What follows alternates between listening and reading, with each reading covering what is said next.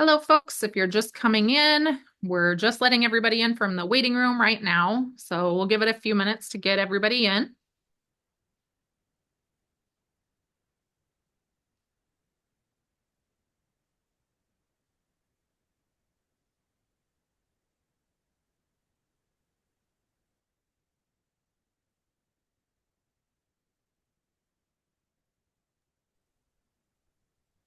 All right, guys. If you're just coming in, we're just letting people in from the waiting room. Couple housekeeping announcements. We are doing this webinar style, so you can see us, but we can't see you. What we do want you to do, and we really want to encourage questions. So if you have a question, go ahead and use the chat feature or the Q&A feature and ask your question. I will get to all questions if they aren't answered during the course of the presentation. So please don't be afraid to ask your question at any time, and we'll go ahead and moderate that. Looks like we slowed down just a little bit. We'll get just another minute or so. Appreciate you guys being here today. If you're here in this webinar, you were likely invited by one of our Agemark senior living communities. We have 29 communities in 6 states, and we are located in Nebraska today. So bringing you this event from Omaha.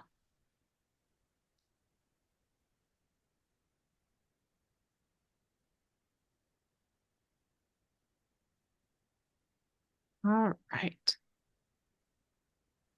Still have some people coming in, but we'll go ahead and be cognizant of all your time. So we'll go ahead and get started. So my name's Ashley Gloystein-Klatt. I'm the VP of Market Communications for Agemark and Agemark Senior Living. I said just a minute ago, we have 29 communities nationwide in 6 different states: Maryland, Nebraska, Iowa, North Dakota, California, Washington State. Did I forget one? No, I think I got everybody. It's hard to keep track of sometimes, but we appreciate you being here today. This is a presentation I always look forward to. We've done this, I think, 3 years in a row, so excited to bring it to you tonight. Want to introduce Erinn Drouin. Erinn is the Director of Operations with the Dreamweaver Foundation, a really cool organization here in Omaha that grants amazing wishes for seniors. She's also a certified dementia practitioner, and she used to be the executive director at Country House in Omaha, part of the Agemark family. So excited to have her with us to present on this topic today. Yes, thank you so much. And just I share Ashley's excitement in being able to do this presentation every year. I think that there's lots of little steps that we can do or take to make the holidays more successful for the person that we're supporting living with Alzheimer's or dementia. So I'm excited to talk about that tonight. So the things that we are hopefully going to cover tonight is we'll talk through some pre-holiday planning and communication considerations that will help ensure we have met the needs of that person living with Alzheimer's or dementia. We're also going to identify some activities or opportunities to engage that person throughout the holiday season. We'll talk a little bit about logistics and some of the really easy things we can do to help that individual feel comfortable and successful in that holiday setting. We'll talk a little bit about behavioral triggers and some things that we can do to avoid them or navigate and support them if they arise. And then we'll talk at the end about some cool gift suggestions and ideas for that person that you love. So first, as reminders, the holiday season is going to present difficult obstacles when you're supporting somebody that you love that is living with Alzheimer's or dementia. I always like to tell families that we kind of have 2 choices during the holidays. It is really easy to get bummed about feeling like you are mourning or losing maybe cherished holiday traditions or things like that. But I always encourage families to keep in mind that it is also an opportunity to create some new traditions. Things are likely going to look different during the holidays when you are caring or supporting somebody that is living with Alzheimer's or dementia, but there can still be lots of moments of joy. So we'll talk about that kind of throughout the evening. It is also really important to remember that we cannot expect that person that is Alzheimer's or dementia to change, adapt to the surroundings. So instead, it is super important that we work to change or adapt the surroundings to make them feel comfortable. And then lastly, just accepting that the holidays are going to look different. That there will likely be times or moments that we have to duck and pivot a little bit, but preparing yourself, just knowing that things are going to be different or might change kind of on the dime or at the last minute will just help you kind of mentally prepare yourself for the holiday season. Okay, so this is the question that I used to get all the time when I was working in memory care. Families face this decision kind of regardless of whether or not the person they love is still living at home or they're living in a care community, which is making decisions about how much or if that individual living with Alzheimer's or dementia is going to be included in celebrations and what that could look like.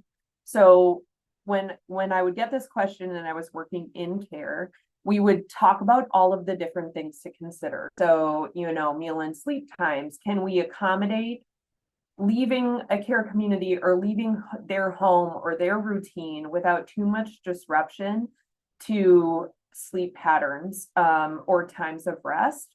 So if mom is really super diligent about taking a nap after she eats lunch, that nap is probably needed and necessary to keep her feeling comfortable throughout the tail end of that day. So trying to be cognizant of that and making plans so that we can accommodate those sleep needs will be important. Medication administrations is also something that is super important, especially if we're supporting somebody that is living with other health demands or needs. If they have medications that need to be administered at certain times, is there going to be someone there and available that can help administer those medications at those times without disruption? Incontinence management is a huge piece of this, as especially if you are looking at leaving a care community. Are you or is someone there comfortable and able to support managing this type of intimate care, whether it is actually helping to toilet that person we love, or maybe just being prepared if there is an accident, helping to get that, the person you love cleaned up. Are you comfortable doing it? Is there somebody else in that care circle that's comfortable doing it, that's going to be there? That's obviously something that we would want to consider. And then other safety considerations, are there behavioral or physical obstacles? Are we looking at a really long car ride? Are we looking at having to do stairs in and out of the home? Even those front porch stairs, maybe there's only 2 or 3 steps, but if we are supporting somebody whose physical health is ailing, those stairs might be a huge obstacle or barrier in trying to accommodate. So making sure that we have considered those other obstacles before we make the decision about where Thanksgiving dinner or Christmas dinner or whatever other holiday celebration may be, where that's going to take place. Just making sure that we are being considerate of those potential obstacles. Additional considerations, adjusting your plan. So this is something that we talk about a great deal. I know for my family this year, we have 25 that are joining us for Thanksgiving dinner on Thursday. Being considerate of the fact that a group of 25 might simply be too much for that person that we love.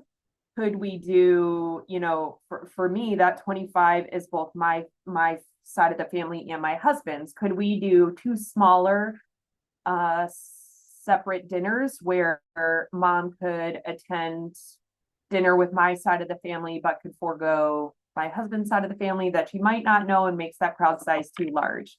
So considering making some of those adjustments just to accommodate a space where we know she's going to feel comfortable. And then if you are returning to a care community, what that is going to look like, who is driving her, what she's going to be most comfortable with. Those are things that we would want to consider it as well. And then weighing the benefits. This is something that we face a lot, again, when you are working in senior care, especially in senior care. where you are supporting folks that are living with Alzheimer's or dementia, trying to weigh the pros of being able to give mom, dad, grandma, grandpa the opportunity to attend, while also considering the cons of disrupting a routine that they are comfortable with, or perhaps that individual's cognition is such that attending a gathering might be very confusing. We might not know everybody in the room.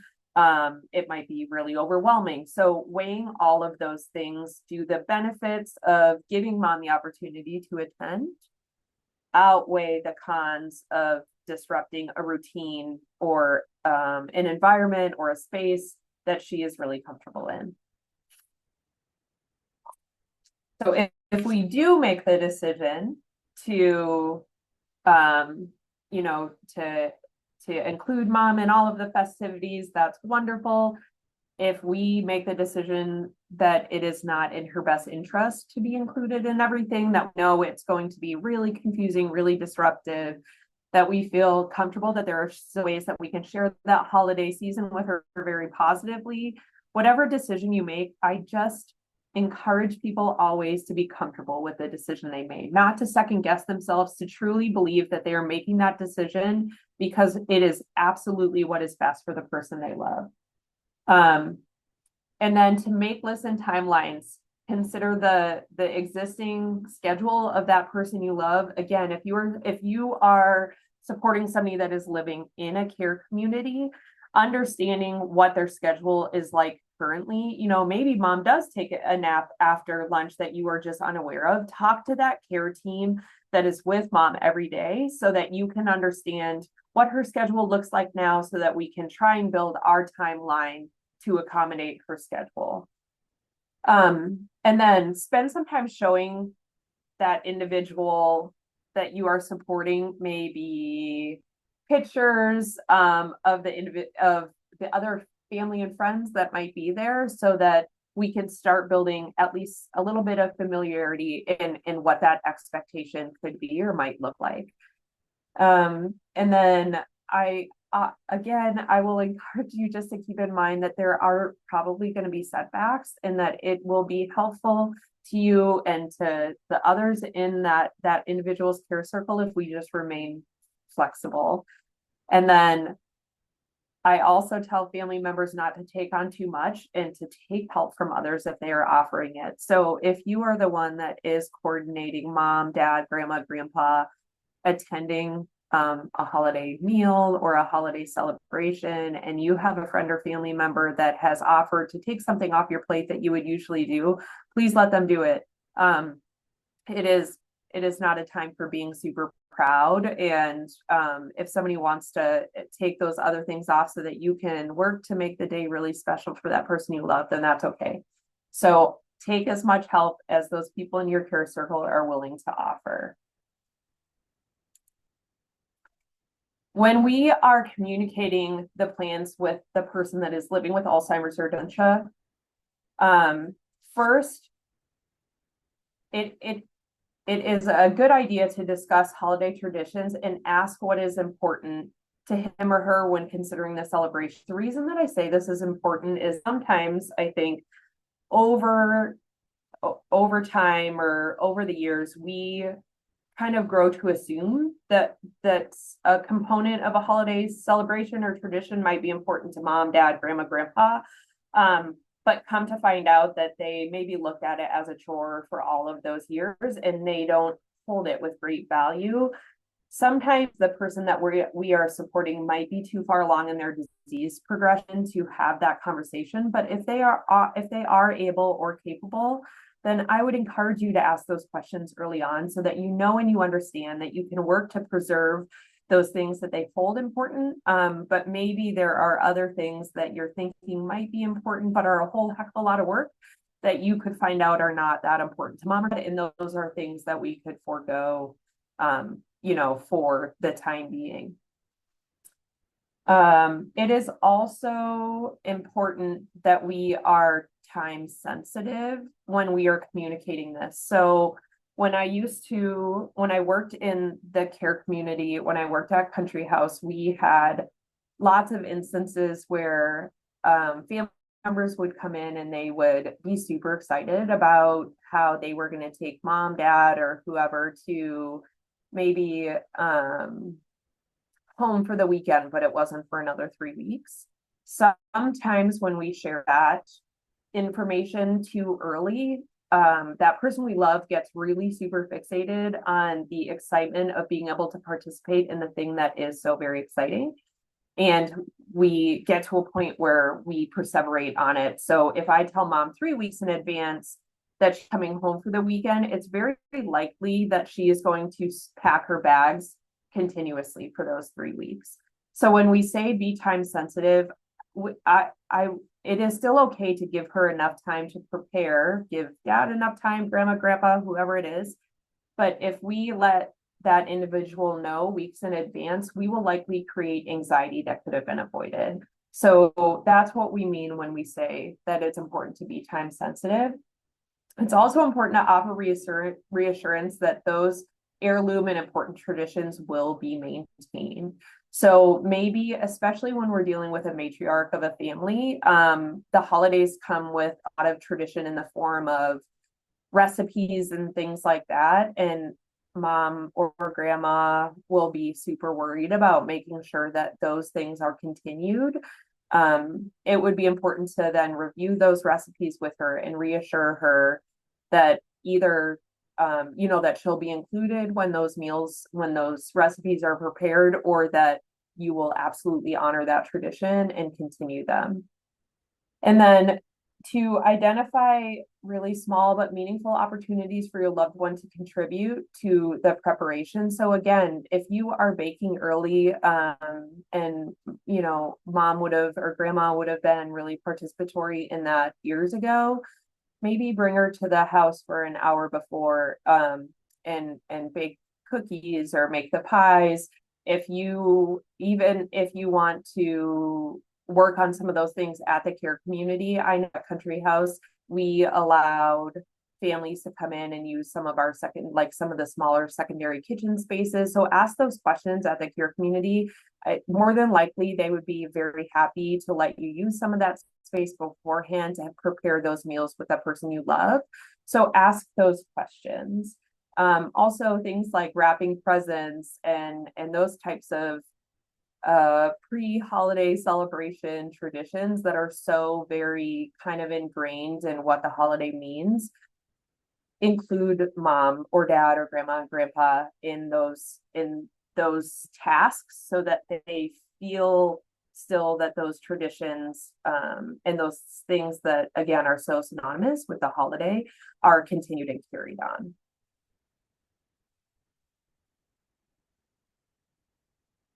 And then when we are communicating holiday plans with family and friends, we want to make sure that we set up some time to discuss with family, or even send written communication about the expectations for interactions with the person you love. Communicating your intention to how much, mom or dad or grandma or grandpa is going to be involved will help them understand kind of what to expect as well.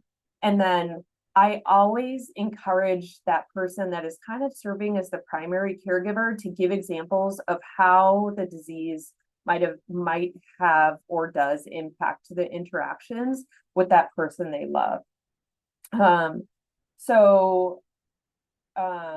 And even offering like little guided suggestions of how to communicate with that person. So holidays are always a time for reminiscing. I always would tell families, and it's such a hard habit to break, but if you are going to go through childhood stories or family stories that everybody loves sharing during the holiday season, instead of saying something like, Mom, do you remember when, and then ask the question, it would be easier for mom to follow along the story because we've put her on the defense, right? In case she doesn't remember how that story goes. Starting that with, Mom, do you remember when, makes her feel like she should. And if she doesn't, then that's uncomfortable. So instead, we would say something like, Mom, I was just thinking about a time when, and tell the story.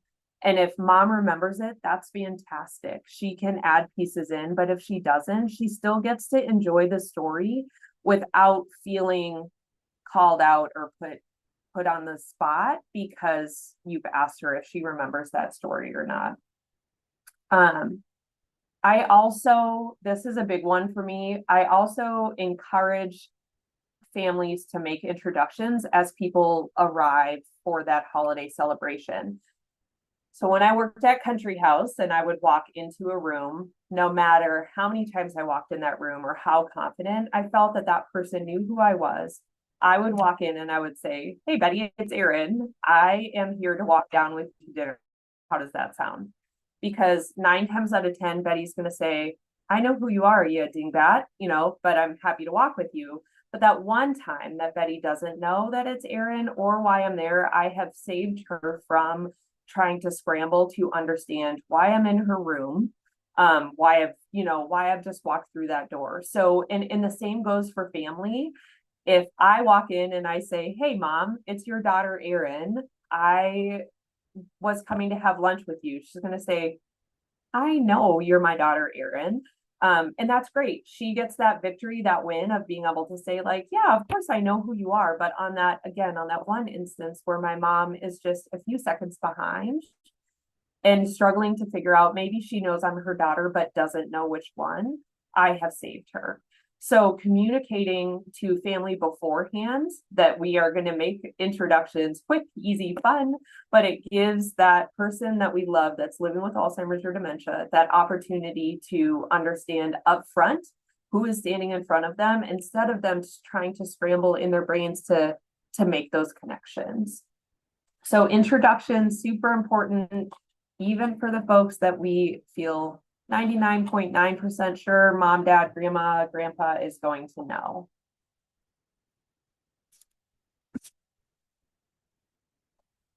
So tips for explaining dementia to family and friends. If I had $1 for every time somebody said, "Well, I'm forgetful too. I misplaced my keys. Maybe I have dementia." Like those types of comments or conversations can I think they happen all the time. I'm sure that if you guys are supporting somebody that's living with Alzheimer's or dementia, I'm sure you have heard them.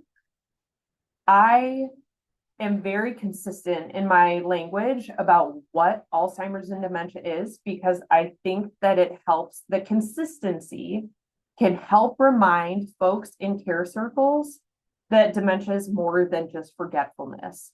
So it is super important to remind family and friends that dementia is progressive, that it's degenerative, and that it is a disease that is going to impact more than just memory. They need to understand that it is going to impact speech, it's going to impact behavior and mobility, so that they understand when they are talking to that person living with the disease that it isn't just that they might forget their name, it's that they might forget words that they're looking for, that there's going to be a lot of kind of fact finding and throughout that conversation, but also understanding that it can impact even things when we're sitting at the dinner table, like depth and spatial perception, that mom might need more visual cues as she's sitting at that dinner table, that maybe you'll have to place the fork in her hand, and after you do that, she'll be able to navigate that super efficiently, but she might need that help to start.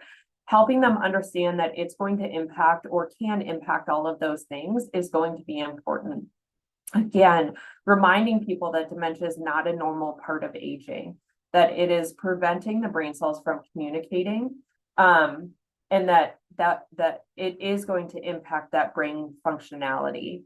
And then the other thing that is incredibly important, especially when family gets together, is just reminding them that like who mom is at her core has not changed, right? So we still want to be respectful and allow her to navigate holidays or just any interaction with a great amount of dignity.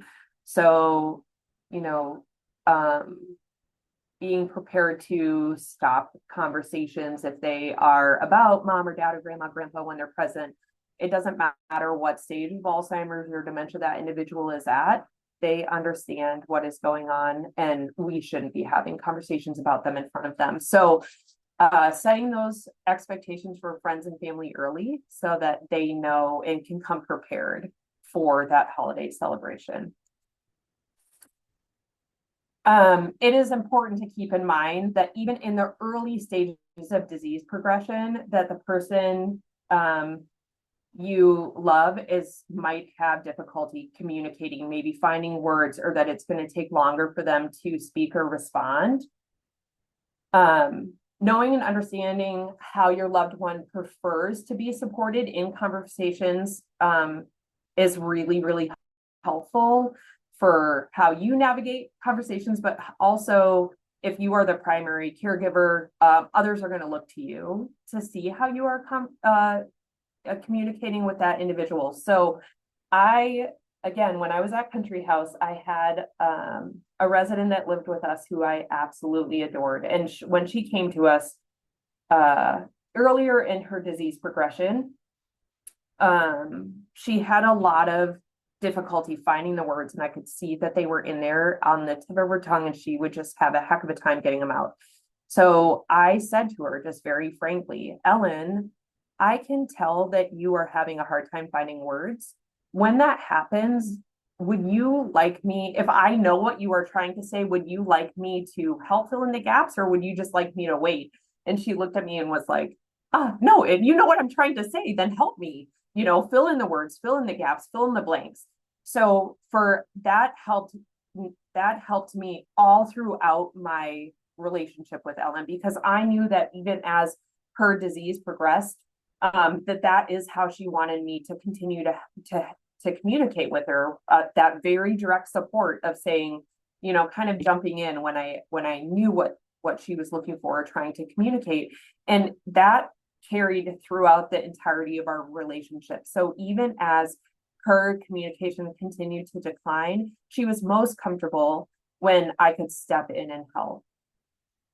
Alternatively, some people will say, like, please give me the chance, or if mom or dad, if that would have bothered them 20 years ago that you kind of hopped in on their conversation, then maybe that is not what they want, and they just want the time, and they will find the time, they will find the word eventually, but maybe it's going to take 5 or 10 seconds instead of just rolling right off their tongue. So understanding exactly how you can support those communication needs and communicating them with others is going to be very helpful. And then offering solutions in your questions and statements. So what I mean by that is this: if you have prepared 20 different sides for Thanksgiving dinner, and you say to mom, what do you want for dinner?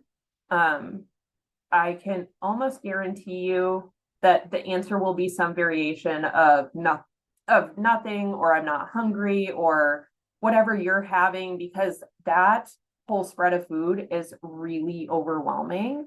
So instead, putting the solution or the answer in your question will make things easier. Mom, we are having turkey and pork. Would you like turkey? Asking those types of questions still gives mom the freedom of choice, but that the answer to the question is in that statement, and that will make it much easier for her to navigate that question. It is also common for the person with dementia to withdraw from that conversation. So finding little opportunities to engage or show support. If there is a conversation that, that's going on that, mom that she would find joy in, that she would participate in, but you can tell that she's struggling to find the conversation or to follow the conversation. Finding little ways to interject and maybe restate a part of the conversation so that it is slower pace in a way that mom will understand, she will absolutely appreciate. And again, if you do that a few times, others participating in the conversation will take note, and they'll begin to do the same. Sometimes it's just a matter of kind of setting that pace for the conversation, and then others will kind of follow suit. And then again, it seems like something we should not have to say, but we see it a lot. Just be very mindful not to discuss that person with dementia while they are while they are present. And then ensuring that someone can help reiterate or rephrase a conversation is sitting next to that person. So what I mean by that is if grandma is living in the middle moderate stages of dementia and is still participatory in some conversation, but maybe has some hearing loss and has a propensity to, it's a whole lot of who is that? What did she say? And she needs that kind of reiteration of what's going on in the conversation. Then being mindful of sitting somebody next to her that is incredibly patient and will kind of fill in the gaps for her, like, oh, that's Uncle Carl, he just said this, so that she is comfortable. We don't want to put her next to my very sweet but very impatient 12-year-old son, who will maybe answer the first one or two questions before he's also overwhelmed and frustrated. So just making sure that that person is sitting next to somebody that will be really willing to support them throughout the entirety of the conversation will help make mom, dad, grandma, grandpa feel very comfortable.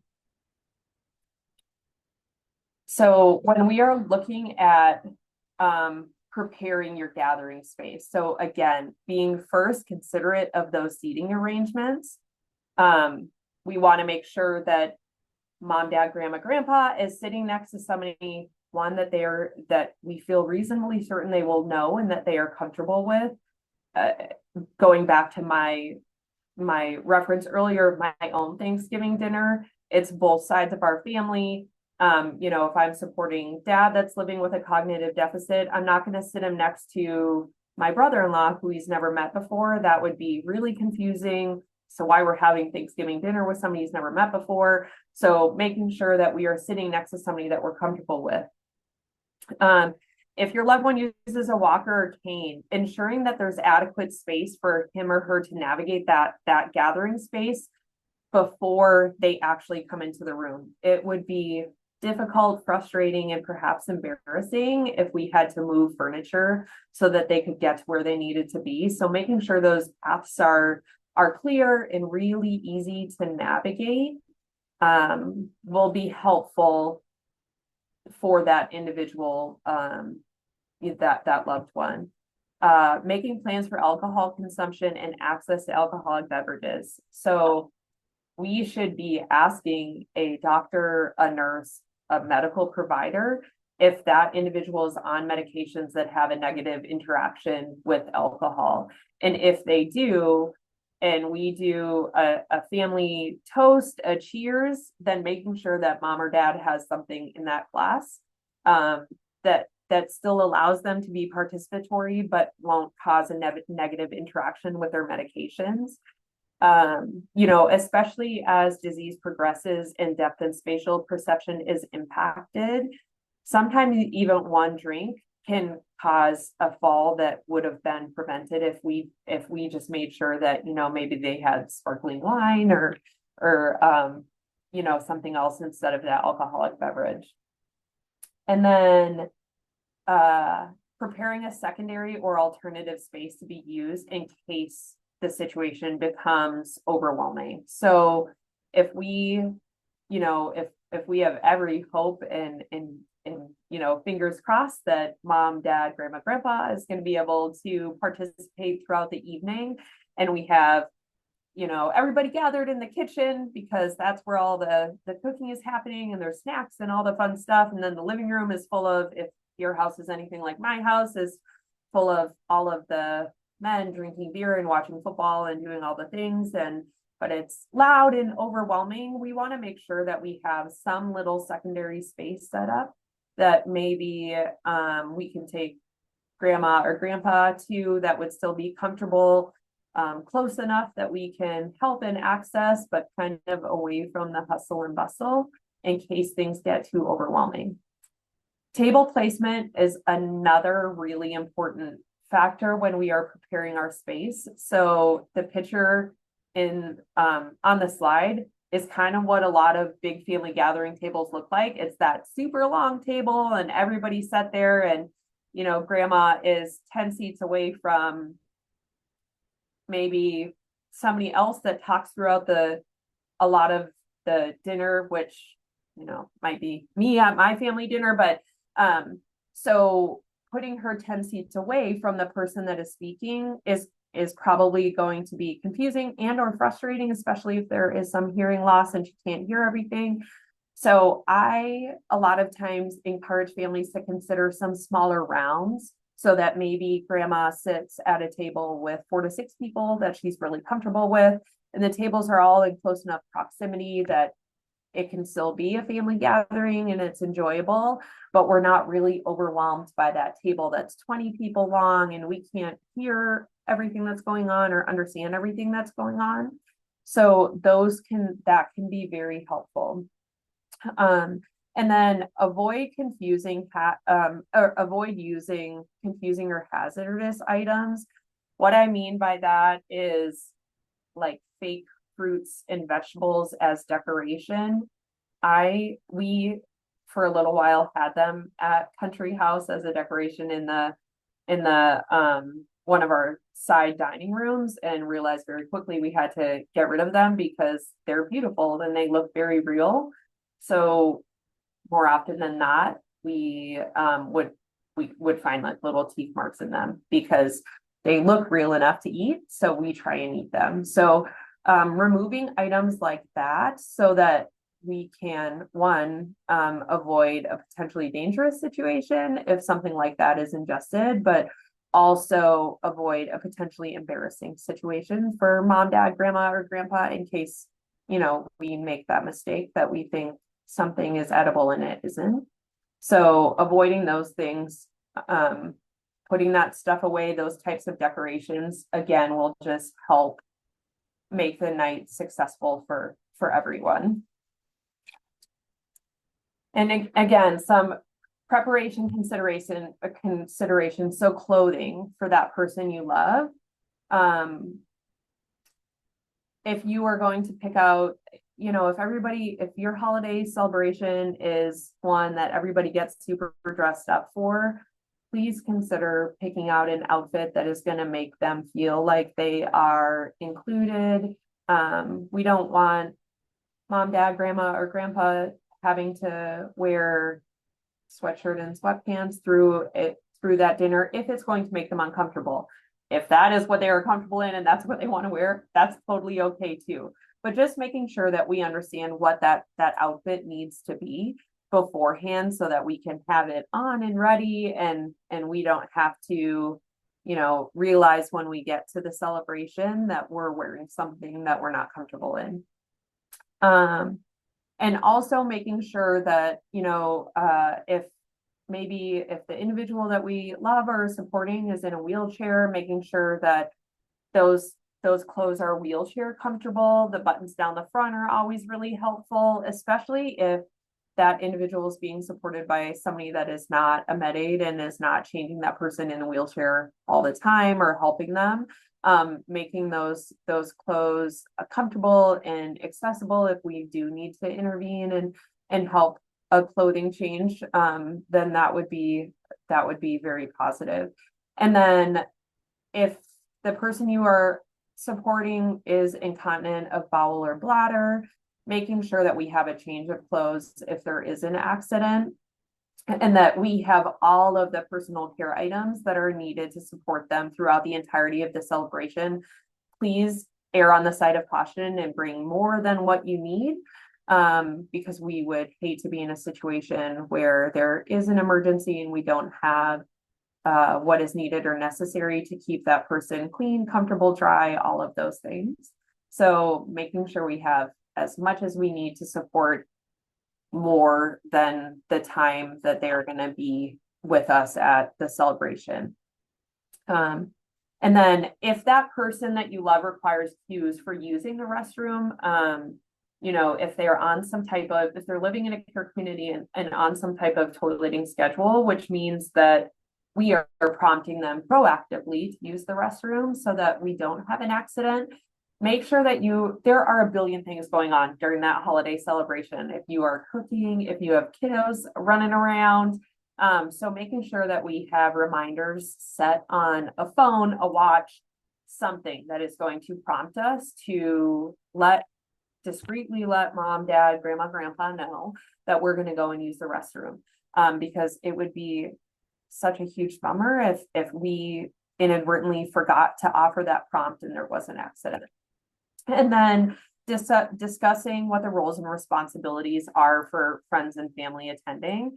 So sometimes if it is a spouse that is caring for that individual, maybe if mom lives in a care community, dad might not be comfortable helping with incontinence management, but daughter is. So making sure that everybody knows kind of what their job is or what their role is to support that individual will help eliminate any potential chaos there if something does come up or something does happen. And then I always tell, this is a very little thing and probably not a very big deal, but I always tell families to put those personal care items maybe in the bathroom beforehand, because again, from a dignity perspective, if mom, dad, grandma, grandpa is headed to the bathroom, we don't want to parade all of those care items through a family celebration. That could be really embarrassing. So just making sure that those care items are where they need to be for that person, in the bathroom or whatever, so that we can save them the potential embarrassment of us having to bring them out in front of everyone. And then identifying, responding to some environmental factors and triggers. So things like loud music and distracting background noise.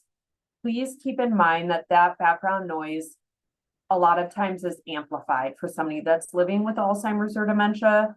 When I first started at Country House, we used to do manicures in the weekends, and we would sometimes, for the ladies that lived there, and we would sometimes do them in common spaces. And there was a weekend that we were there, painting nails and doing all the fun things with our ladies. And there was a gentleman out in the common space that was trying to watch TV, and all of a sudden he just started screaming. He was screaming at us to stop, stop, stop. And we couldn't at first quite figure out what was wrong, and then realized that it was the sound of the nail clippers.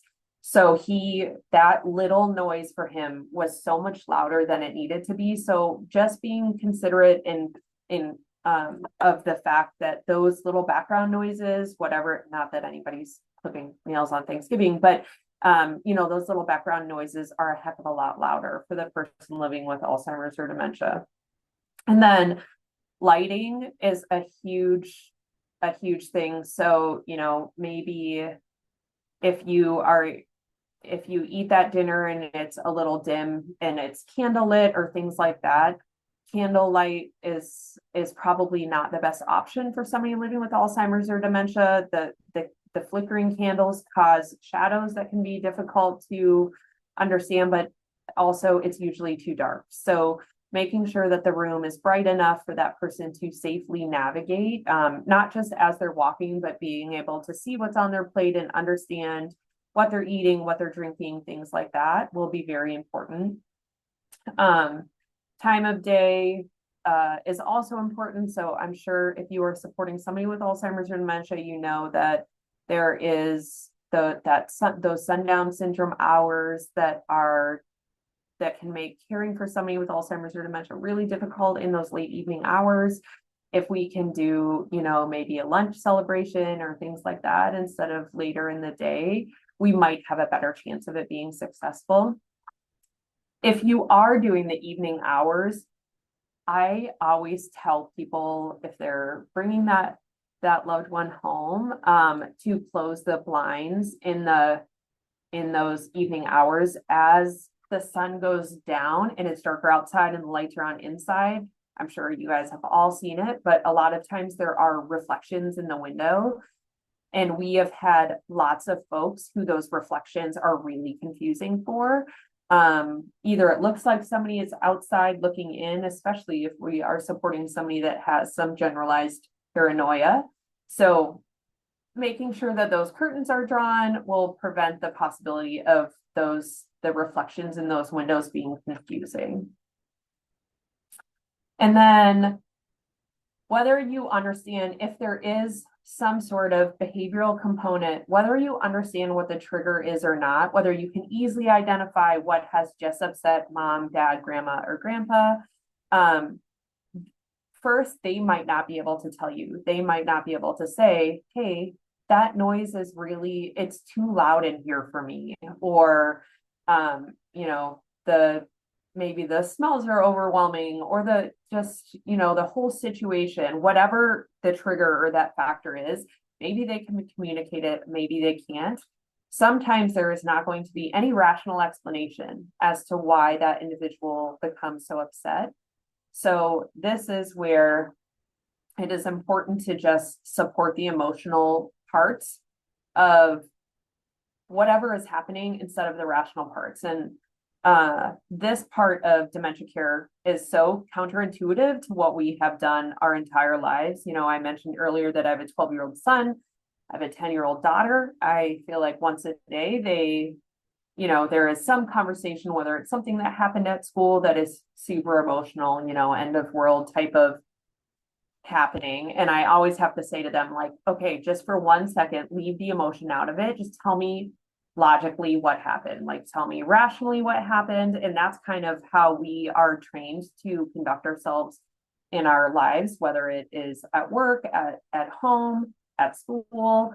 And then when we are supporting somebody living with Alzheimer's or dementia, it is this 180. So we go from saying, I need to understand rationally what happened, to having to acknowledge and accept that there might not be that rational expectation. And instead, I'm going to respond only to the emotional part of what's happening. So I'm going to say, Mom, I can tell that you are feeling really upset right now. I am sorry that you feel that way. I might not understand why mom is upset, but I am going to work like heck to validate and recognize that she is feeling upset so that she feels understood.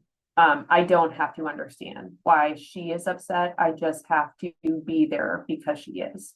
So making a lot of those feeling statements, Mom, I can tell that that you're feeling upset.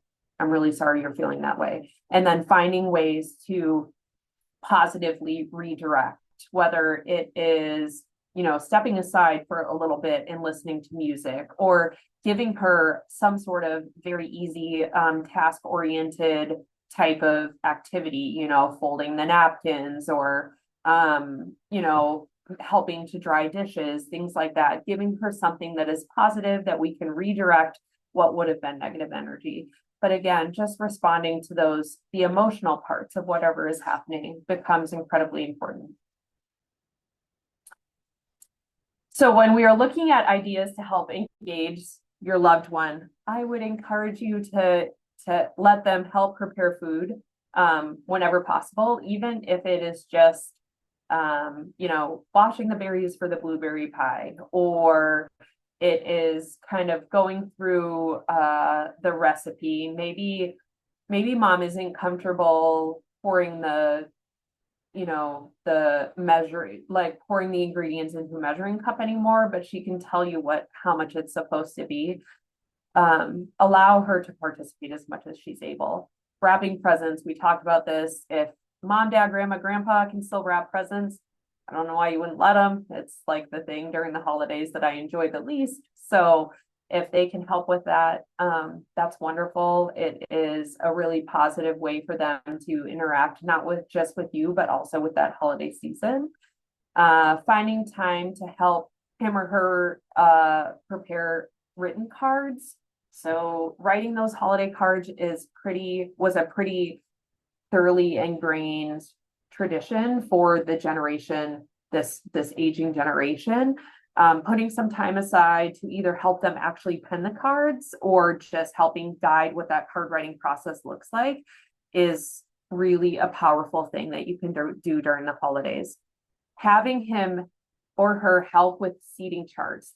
So that's a dual purpose, right? Because it's purposeful work. They are helping prepare for that gathering, but you're also giving them an opportunity to familiarize themselves a little bit with who is going to be there. So that is a pre-holiday celebration activity that can serve a dual purpose and is really positive. Um, and then if there is a holiday tradition that your loved one has always cherished, consider beforehand how to help them remain successful in performing that action. So years ago, when I worked at the Alzheimer's Association, knew a family who's the matriarch of the family. The tradition was to allow her to cut the pies.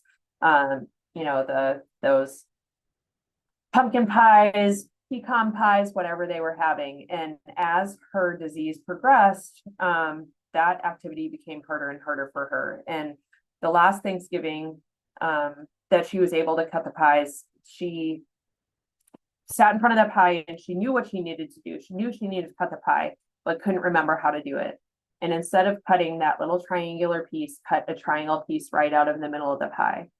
And she could tell in that moment that she had done something wrong. And it was heartbreaking for the family to watch her struggle with that, to struggle with something that she had done for such a long time that she cherished so much. So, maybe mom's tradition is to cut the pie, but what we could do to help her be successful is cut the pie beforehand so that she gets to serve it and the guide is already there. Those shapes are already made so that she can just put that knife in and take that piece out and be successful in that. So making some early interventions for things like that so she still gets to do the thing that she loves. So returning to the care community following that holiday celebration. So first of all, considering the driver.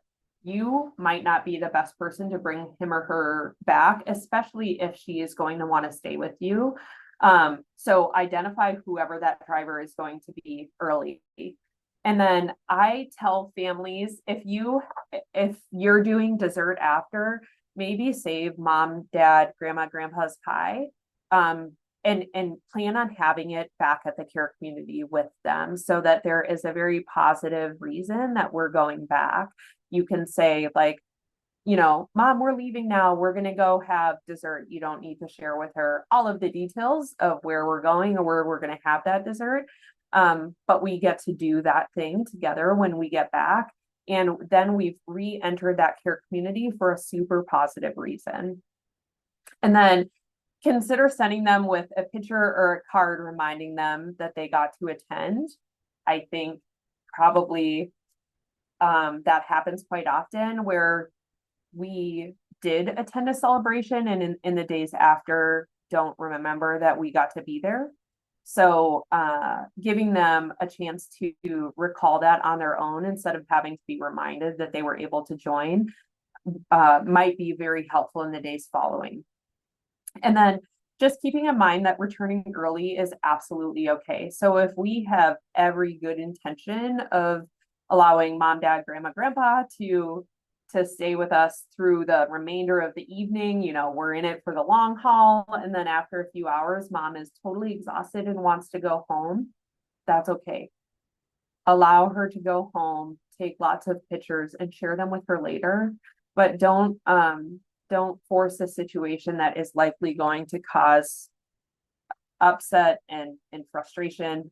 Once we're exhausted, we might just be done, and that is absolutely okay. So when we talk about some neat gift ideas, warm socks and house shoes are always good. I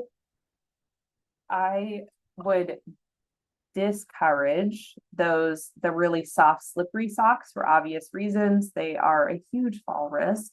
So if we're going to buy house shoes, maybe house shoes with good solid soles or grips are usually a good gift. Comfortable clothing, again, that is easy to get on and off. If your loved one is in a wheelchair, consider those button fronts that I talked about. And if they are wearing a brief or other incontinence product, then keep in mind that they might need a larger size. So if mom has always been a medium, but is wearing a brief now, maybe we need to start buying larges. Meaningful art and pictures, those things are powerful. They remain powerful throughout the trajectory of the disease. Photo albums, if you are going to bring photo albums, I always encourage family members to label the pictures. You can make that fun and creative.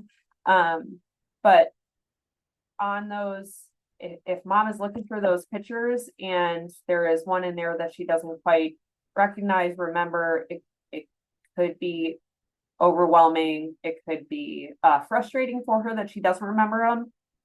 She could also throw it away. We saw that a lot. Like if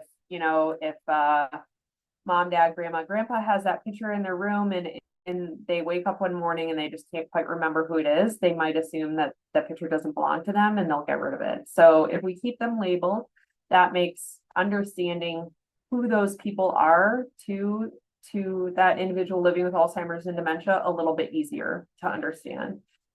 Busy boxes, so items of interest to review or sort. When I was at Country House, we had this gigantic basket of old, they were like 3 by 5 inch kind of note cards of old cars. And we had a gentleman that would come for day stay and he would help me sort them for hours. He would sort them by make and model, he would sort them by year, and there was all kinds of information on the card. He would talk to me about what was on the cards and which one he had and which cars the guys in the car club had. So looking for items like that will be meaningful, that will be purposeful, and that will resonate with something that your loved one loves. Those are wonderful gifts. And then music. So considering CDs or a radio, if the person you love can manage these items. The other thing that I would suggest here is at Dreamweaver Foundation, so our primary program, as Ashley shared, is that we fulfill bucket list wishes for older adults that are living in low income and with a life-limiting illness. The other program that we deliver is a program called Connecting Hope, and we provide GrandPad tablets to that same demographic. If you guys are not familiar with GrandPad, it's awesome. It's a closed network little iPad that a lot of our users in Country House had. One of the nice parts, you can make and receive calls on them, which is fantastic. But you can, so a few things. One, you can control who they have access to call. And you can also, as the family administrator, remove the keypad. So if you maybe, it will say like call Erinn, and then there's a picture of Erinn. So mom knows she can just hit that and the phone will call me. But she can't dial out random numbers. So she can't, make a call that might be detrimental. We have had in the history of country houses, I'm sure, my country house included, those individuals that come in with cell phones and then in that moment when they're really sure they're not supposed to be there, will call the police because they're being held against their will. So being able to give mom the freedom to make phone calls, but make phone calls safely to the people that she needs to connect with is awesome. So if you guys are not familiar with GrandPad, you can take a look at that. And then faith-based items, so large print and abbreviated Bibles, recorded sermons from their own church or congregation. We had a family that gifted a resident this years ago, and it was by far one of the most powerful gifts I have ever witnessed somebody receive. The son had gone to their church and had asked if they would do this for him, that they would record some of the sermons so he could give them to his mom, and she loved them. Bird feeders, so that you can place outside a window, either outside the window or affixed to the window, is a wonderful gift for somebody living with Alzheimer's or dementia. Electronic clocks. This is an interesting one. That display date and time. If you are going to have a display date, I would discourage you from having display the year. Year can sometimes be confusing as our disease progresses and we are so very sure that we are younger than we are. The year can be incredibly confusing. If we believe that it's 1970, 1980, then having a clock that tells us it's 2025 is going to be incredibly confusing. So I would exclude the year if at all possible. And then those digital clocks a lot of times can say morning, evening, or morning, afternoon, evening. I would encourage you to include those things because they help us understand what point we should be at in our day. And then large calendars and whiteboards to jot down things and messages back and forth. That is a wonderful gift. So additional considerations. The holidays are absolutely exhausting for both you and the person you love. You should probably expect the days after your holiday celebration to be a little bit more difficult. Maybe mom, dad, grandma, grandpa left the care community and now they have, maybe a little bit of confusion in returning, or maybe they just miss you guys and want to be back. So a few days of kind of readjustment might be something within the realm of expectation. If you are still caring for your loved one at home, please consider utilizing local respite programs to give you time to appropriately plan. If you are not familiar with with what respite programs are available in your community, I would encourage you to reach out to a local office on aging. So here in Omaha, the Eastern Nebraska Office on Aging has absolutely up-to-date resources that can help guide what respite is available. And then don't forget to find opportunities to laugh. I absolutely believe in the deepest part of my heart that laughter is kind of the best medicine for everything. So find those opportunities to laugh, and then just continue to adapt your holiday planning and make room for those new traditions. Again, it's going to look different, but it doesn't have to be all bad. There can be lots of moments of joy that continue as you navigate this part of your loved one's journey. So the last thing that I have here is additional resources. So there are some super cool gift ideas on the ALZ store. If you don't want to jot down that huge long line, you can literally just Google alzstore.com and it will come up. The association is a fantastic local resource. We have a wonderful local chapter here in Nebraska, but I'm sure that you guys have wonderful local chapters no matter where you are.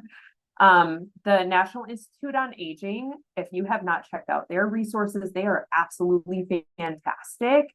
They have a whole referral center that supports nothing but Alzheimer's.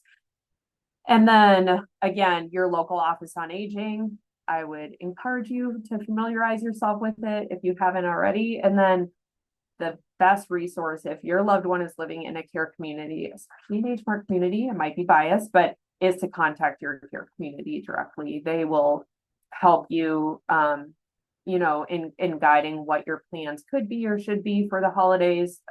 If you ask. So just reach out for help if you need it.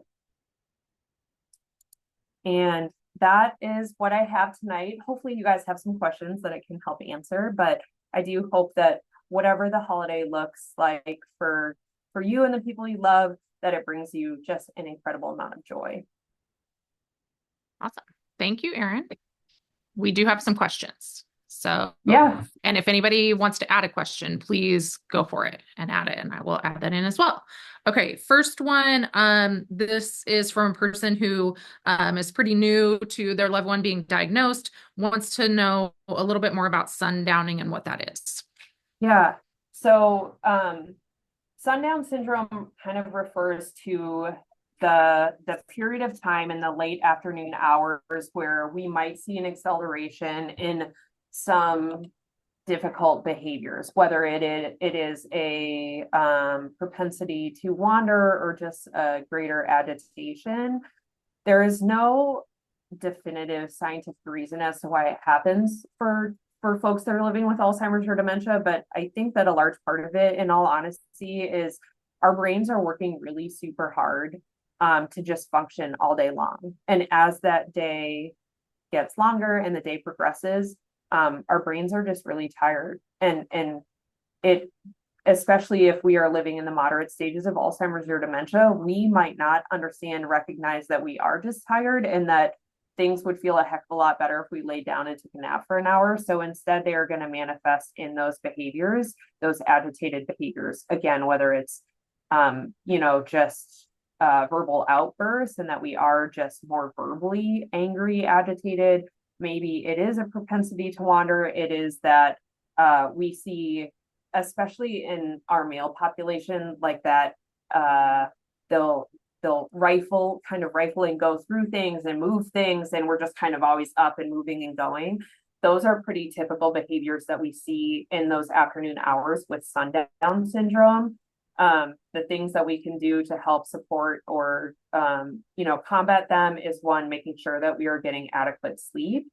And then two, making sure that we have positive and purposeful activities that can help deter some of those negative behaviors like wandering. So, if we have in those afternoon hours, if we have that individual that is always up and going, we might have them come to maybe the laundry room and help us fold towels or things like that. So finding something that is purposeful and is a distraction so that we can have a more positive exchange. But we do see that sundown syndrome present in a large part of our Alzheimer's and dementia population in those early afternoon and evening hours. Okay, awesome. I know you mentioned a couple times you have children. How do you suggest communicating to kids, why doesn't grandpa remember me, or why is he acting different? Yeah. I think this is always a super, super hard conversation because they're little. It is just difficult to understand, to fathom. My Ashley and others at Country House or others at Agemark know this, but my kids grew up in Country House. And when my daughter was 6 years old, when she first started coming to work with me, she used to love spending time with this little lady. Her name was Patty. And Patty told the most outlandish stories ever. I mean, she told Kate once that she lived on a farm and they raised red alligators. And Patty never lived on a farm and certainly never raised red alligators. But we were on our way home that day and Kate said to me, "Mom, did Patty really raise red alligators?" And I said, "No, baby, she didn't." She was quiet for a really, really long time. And she said, "So it doesn't matter if she tells me the truth or not. It just matters that I listen." And I share that story with everyone because it is super good advice for kiddos that they can kind of understand. So, being able to say, listen, grandma or grandpa might not remember all of those day-to-day things, but they enjoy spending time with you just as much as ever. And that time is really important. So just listen to those stories. I also would encourage you, especially if kiddos are younger, to give them an activity that they can do with grandma or grandpa so that they are not struggling to find the conversation. And then maybe the activity will help guide the conversation.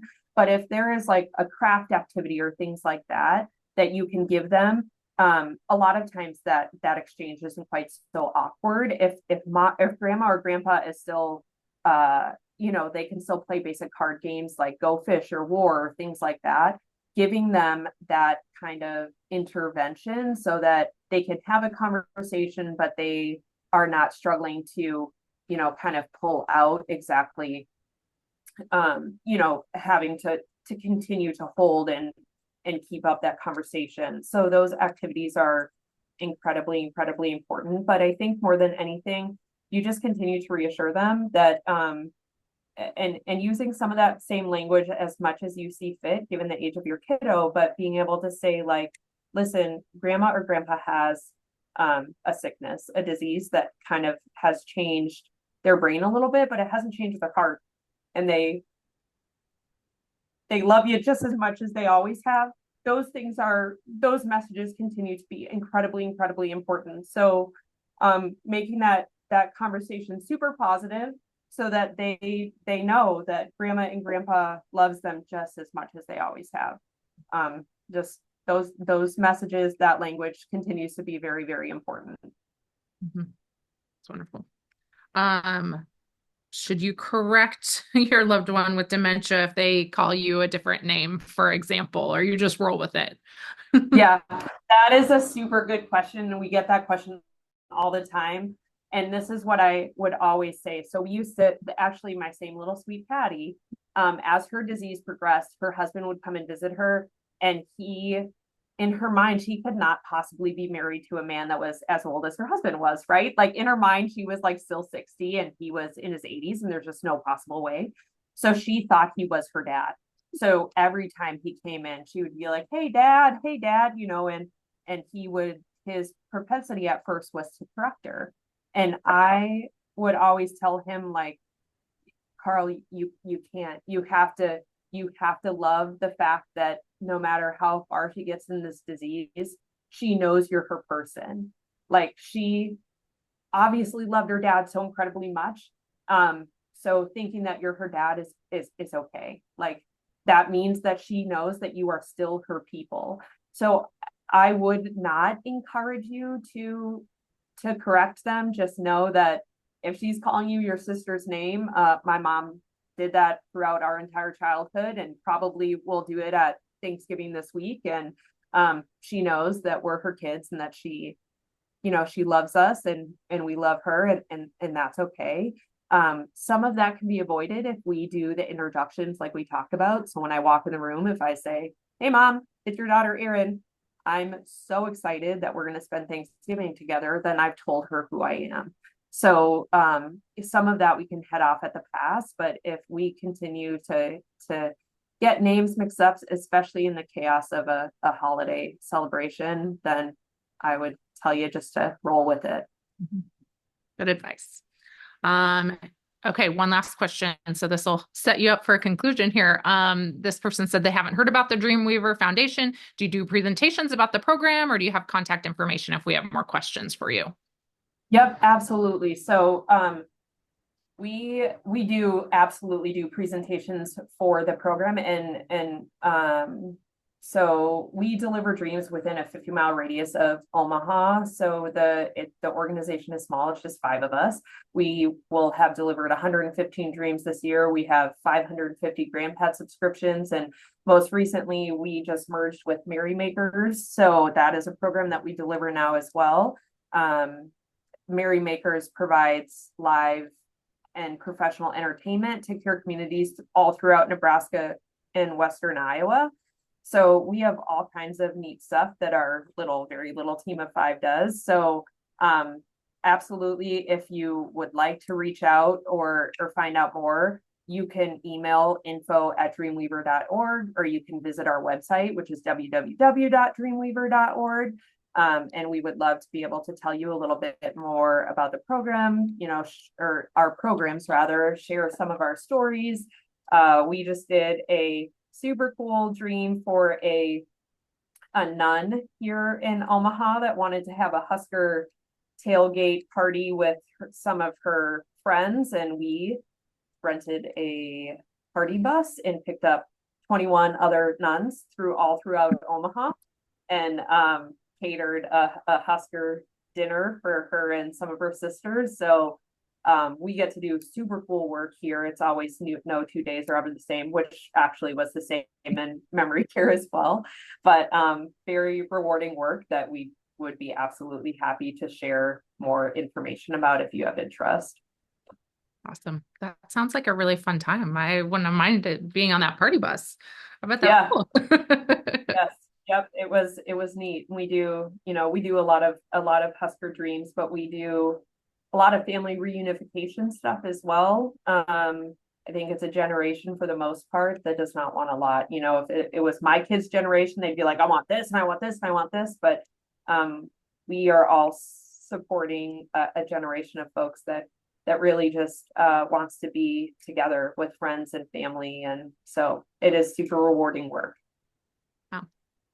Well, thank you so much for doing this for us, Erinn, and thank you all who attended. I hope you got some really good advice. I know, the holidays can be a little stressful, but hopefully some of the tips that Erinn has shared, some thoughts will help make it as positive and enjoyable as possible for you, your family, and your loved ones. So, because, despite the challenges of dementia, we can still be having those new wonderful memories that are so important. So I did also get a couple questions about sharing the slides. So I will have Erinn send those to me. And so when you registered, we have your email address. And so I will send those slides and actually a copy of the recording in the next day or so. So you guys can have those. You can share them with family and friends, please, please spread the word, because we're really happy to educate everyone, really feel strongly that just, education about dementia is very much needed. So happy to spread the word however we can.